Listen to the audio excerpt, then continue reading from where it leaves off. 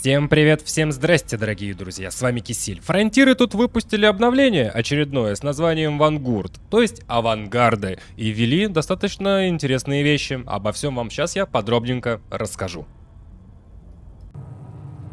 Начнем с эскадрильи, с того, как их переделали. Постараюсь рассказать все вкратце. По поводу списка. Вот нажимаете сюда, будет список тех, кто находится в вашей эскадре. Нажимаете на какого-либо персонажа и видите информацию по поводу того, где ваш соклановец, характеристики его в виде рангов и рангов в имперском или федеральном флоте. Можете его повысить прямо здесь, заметку сделать, исключить из эскадры, сделать владельцем эскадрильи, если хотите. Исключить, показать местоположение на карте галактики, блокировать игрока или пожаловаться на игрока. Также по всему этому списку вы можете отфильтровать людей, которые находятся в эскадре.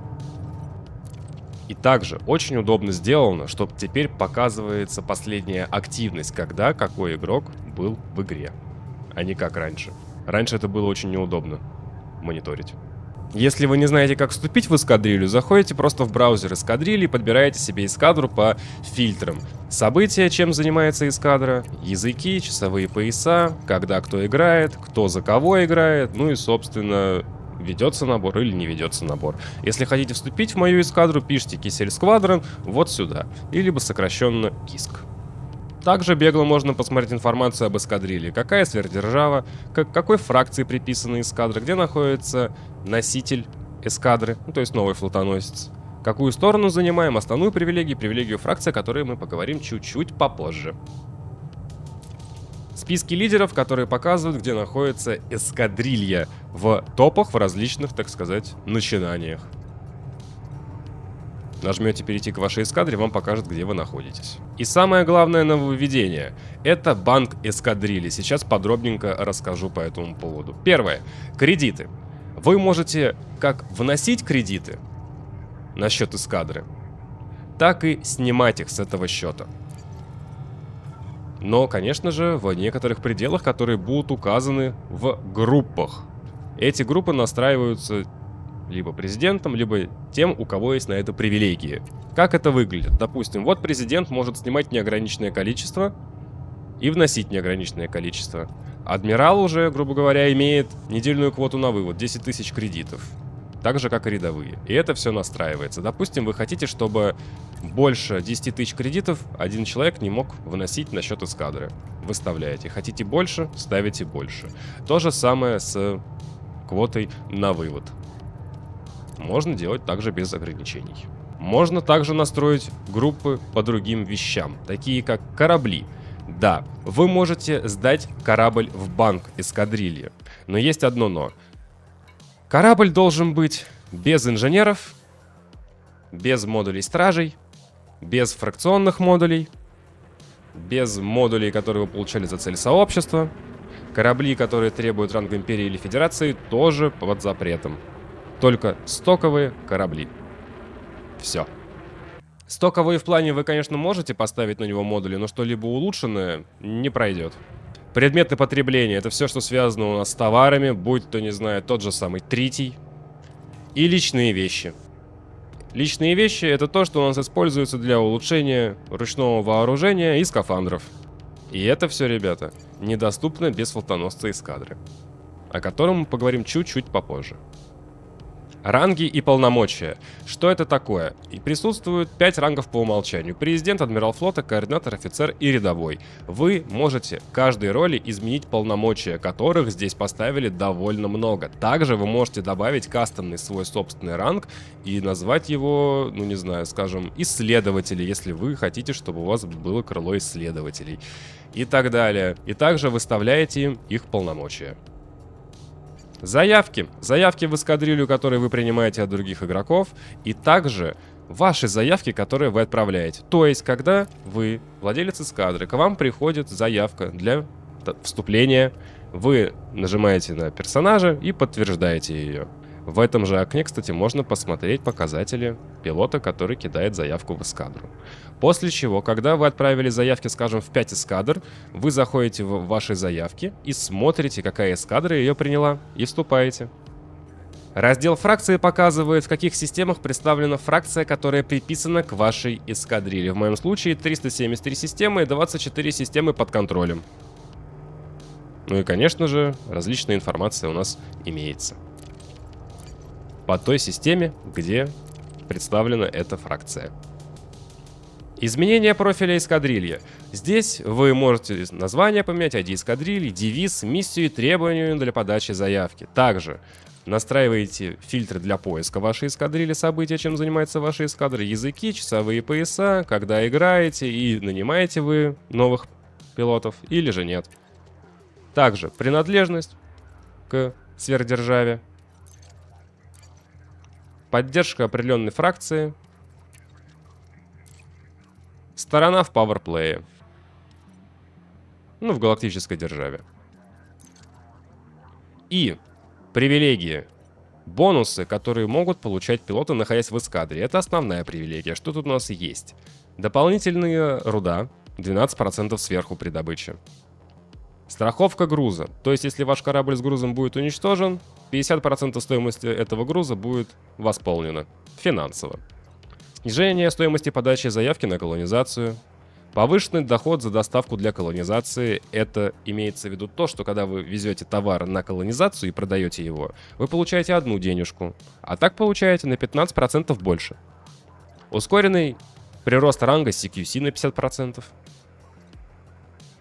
Повышенный минимальный рейтинг эффективности сканирования. На 25% быстрее и лучше будут сканировать ваши разведывательные зонды. Это касательно планет. Ускоренный рост ранга Федерации пилотов на 7,5%. Повышенное влияние фракции, то есть повышает влияние поддерживаемой вами фракции на 5%. Снижение затрат на ускорение ФСД с помощью синтеза на 50% по всем типам, базовый, премиум и стандарт. Снижение затрат на синтез дронов. Повышенные награды за миссии тут не представлены. Спад плохой репутации. Дополнительный спад плохой репутации каждые 2 часа минус 2. А так у нас в стоке минус 1 за 2 часа. При этом нужно находиться в игре, если вы помните. Ускоренный рост опыта для ранга у экипажа и неигровых персонажей. Это имеется в виду что? Правильно, пилоты и истребителя. Повышенные политические поощрения на 10%, которые вы получаете в пауэрплее. Снижение затрат на синтез премиум боеприпасов на 50%. Это очень не слабо. Повышение награды крыла в торговле такое себе на 7,5%. И повышение боевые награды крыла на 7,5% тоже такое себе. Это работает, когда вы находитесь уже непосредственно в самой эскадре. По умолчанию. А вот привилегии фракции работают, как я это понял, когда вы находитесь в системе, где эта фракция будет главенствующая. И тут у нас руда, страховка груза, минимальный рейтинг сканирования, опять-таки, влияние фракций, награды за миссии, которых там не было, бонус на 7,5% в плане наград. Рост ранга экипажа, повышение поощрений, награды в крыле с торговли и награды в крыле с боевки. Бонусом нам добавили возможность делать логотипы эскадры. Фон, средний план и передний план логотипа. Картиночек тут великое множество. Скорее всего, будут еще продавать потом их за арексы. И все это настраивается в плане цветов. Ну и баннер, который отображается вот здесь у вас. Баннеров тоже много. Это как будто все картинки с Галнета, которые были вообще когда-либо. То есть вся их библиотека. Также имеется доска объявлений, где вы можете создать новую запись, если у вас на это есть привилегии. Типа собираемся в такой-то системе, такие-то корабли, делаем то-то, то-то, то-то, то-то, то-то. Но люди используют сторонние моменты, скажем, как Discord. Есть лента эскадрильи, где показывается вся информация, которая у нас вообще происходит. То есть, допустим, сдает наградные ваучеры, присоединяется к эскадре, впервые вступает на вот эту вот планету и так далее. В журнале также отображается различная информация о том, что происходит с пилотами эскадры. А теперь поговорим по поводу флотоносца эскадрильи. Эта тварь стоит 25 миллиардов. И чтобы купить его, эти 25 миллиардов должны находиться на счете в вашей эскадрилье. Только так и никак иначе вы его не купите. Визуально новый флотоносец, как по мне, выглядит отвратительно. Это, грубо говоря, два флотоносца, соединенные между собой перегородкой. Ну, не знаю, как это еще описать. Очень странный дизайн. Да и вообще очень странно выглядел изначально первый флотоносец и вот этот вот. И все, наверное, мегашипы и прочие, они выглядят как собранные из лего кораблики, а не полноценные корабли. Собрано как будто в попыхах. Но что есть, то есть. Если вам нравится, то окей, напишите, как вам нравится или нет. Интерьеры на этом флотоносце отличаются от интерьеров изначального нашего флотоносца, который у нас был до этого. Так что давайте-ка посмотрим, как это все дело выглядит. А если честно, выглядит, ну, более-менее нормально. Сделали посимпатичнее, чем было. Когда вы выходите из лифта, по левую сторону у вас будет некое хранилище, что-то вроде как раз похожее на банк эскадры. Дальше выходим в комнату, и она кажется нам привычной, потому что это переделанная комната с доступом к бармену, магазину снаряжения, космоверфи и экзобиологии. Да, интерьер чуть отличается и выглядит гораздо лучше. Стоковый наш флотоносец не поменяли в плане визуала. Тут классическая смотровая комната, которая у нас была до этого. И командная палуба, которая была чуть-чуть изменена.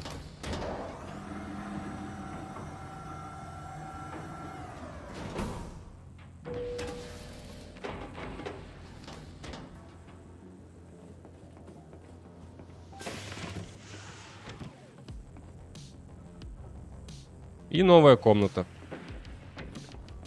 Какая-то брифинг-рум. Но это еще не все, что ввели. Когда вы будете садиться на свой корабль, вы сможете заметить, что есть еще одна комната. Каюта для прыжка. Куда, видимо, будет перетаскивать автоматически всех игроков, которые находятся на этом флотоносце во время прыжка.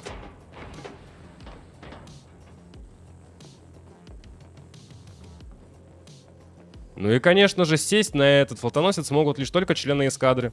Вопрос, стоит ли это 25 миллиардов. Конечно же, также есть возможность управления кораблем эскадрильи через привычное меню, как обычный флотоносец эскадры. Это либо через терминал внутри корабля, либо через менюшечку, когда вы сидите у себя на своем корабле, либо через кресло капитана. Что здесь показано? Вместимость. В моем случае 60 тысяч единиц, и вот столько вот занято, 8410. Да, в него влезает гораздо больше, чем в обычный флотоносец. Но тут у нас занимает место как установленные услуги, также занимает место банк эскадрильи и еще модули и корабли, которые здесь могут находиться для того, чтобы члены эскадры могли их взять себе. В плане навигации его перемещения он может прыгать только лишь на 500 лет. И запас трития в его топливных баках точно такой же, 1000 единиц. Ни больше, ни меньше. Бюджет тоже все привычное для нас, как вы можете заметить. И банк эскадрильи, где указано, что сколько занимает места. И весь баланс банка доступен на обслуживание данного флотоносца. Баланс банка пополняется в разделе эскадрилья. Объем банка и вместимость. Там 60 тысяч, там 60 тысяч. Я немножко запутался. Как по мне, объем банка это то, что предоставляет эскадрилья и что есть у нее, а вместимость, что влезает на наш флотоносец. Также здесь представлены обычные услуги корабленосителя, которые тоже нужно докупать. Цены такие же. Жрать он будет, скорее всего, точно столько же, как и обычный флотоносец. Ассортимент космоверфи. Если хотите, вы можете поставить, чтобы здесь продавались корабли на космоверфи. То же самое можно делать и с обычным флотоносцем. Также имеются различные модули, можно закупить хоть все, что хотите. Но нужно ли вам это или нет, я не знаю, потому что это стоит довольно больших денег. К примеру, кинетическое орудие 3-го уровня выйдет вам в 639 миллионов. Дизайн можете менять, пока только окраски, но может быть будут и другие обвесы. Ну и настройки. Тут нельзя сделать так, чтобы сюда могли садиться другие пилоты, не пилоты эскадры, если что. Такого я, по крайней мере, здесь не нашел. Довольно спорное обновление, потому что это не совсем как обновление, а смена интерфейса управления эскадрильи. Ну и новый, в кавычках, в очень больших кавычках, новый флотоносец, который собран из кусков старого, с измененным чуть-чуть интерьером в плане визуала и 2 новыми комнатами. Единственное, что в этом обновлении есть стоящее, это банк. Но банк работает очень неудобным образом в плане передачи всего этого дела. Да, корабли можно передавать, но с оговорками. Корабли должны иметь стоковые неулучшенные модули. Максимально, что вы сможете передать, это корабли с модулями А-класса. И на этом все. Корабли, которые за Араксы, также передавать нельзя, если что. Передача товаров. Хорошо, что есть, но мы и до этого могли передавать товары через свой флотоносец путем продажи конкретному человеку. Передача товаров для улучшения скафандров и улучшения ручного вооружения также у нас было через бармена, если что. Тут просто бармен нивелируется и вычеркивается из этого пути. Сделано, чтобы было. Это не то, что абсолютно новая механика, хотя, наверное, новая, но скорее переделанная старая. Вовлечет ли это старых игроков вернуться в игру? Да, вернуться, чтобы посмотреть. Но задержатся ли они после этого? Я не знаю. Пишите, что думаете по поводу всего этого дела в комментарии. С вами был Кисель. Всем до встречи и пока-пока. Увидимся в космосе.